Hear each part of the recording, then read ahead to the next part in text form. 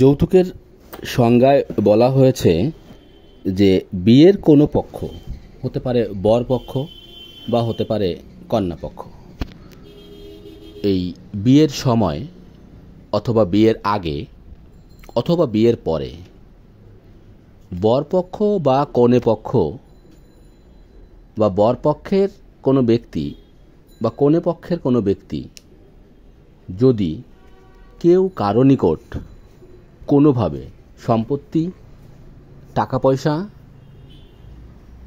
বা অবৈধ কোনো দাবি যদি করে, সেই দাবিকে বলা হয় যৌতুক। অর্থাৎ যেমন ধরেন বিয়ের আগে বলল যে তুমি যদি 1 লক্ষ টাকা দাও বা এই জমিটুকু লিখে দাও তাহলে তোমাকে বিয়ে করতে পারবো বা বিয়ে করব।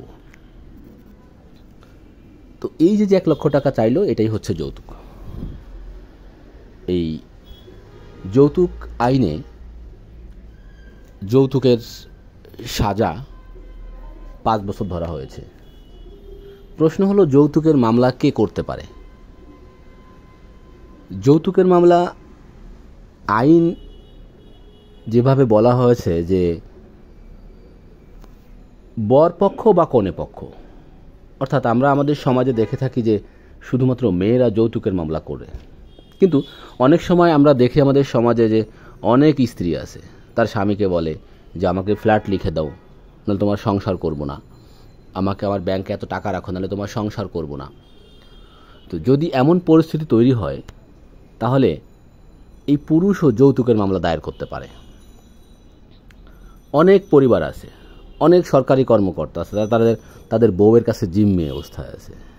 তারা তাদের বউ বলে যে তুমি আমার নামে অমুক ফ্ল্যাট লিখে দাও, বা তোমার পেনশন আমার নামে লিখে দাও, তোমার পেনশনের নমিনি আমাকে করো, তোমার ব্যাংকের নমিনি করো। এই যে প্রস্তাবগুলো, এবং এই প্রস্তাবে যদি রাজি না হয় স্বামী, তাহলে স্বামীকে হুমকি দেয় যে তোমার সঙ্গে সংসার করব না, তুমি তোমার সংসার করো। সো এই ধরনের যে বক্তব্যগুলো দেয়, সেই সমস্ত বক্তব্য কিন্তু যৌতুক। সেই যৌতুকের জন্য ছেলেপক্ষ অর্থাৎ ছেলেরা স্ত্রীর বিরুদ্ধে মামলা করতে পারে, যৌতুক আইনে মামলা করতে পারে। এই যৌতুক আইনে মামলা করার পর যদি এটা প্রমাণিত হয়, তাহলে ওই মেয়ের বা ওই মেয়ের পরিবারের, অর্থাৎ যারা আসামি হবে, যারা যৌতুক দাবি করবে, তাদের 5 বছরের সাজার ব্যবস্থা রাখা হয়েছে। সেই সাথে জরিমানার ব্যবস্থা আছে।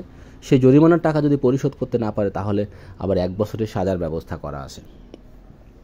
সুতরাং যৌতুকের বিষয়ে আমাদের সমাজে যে ধারণা যে শুধুমাত্র মেয়েরা যৌতুকের মামলা দায়ের করবে এবং মেয়েরাই শুধুমাত্র যৌতুকের আইন ব্যবহার করবে এবং পুরুষরা যৌতুকের মামলায় জেল খাটবে, ব্যাপারটা আসলে তা নয়।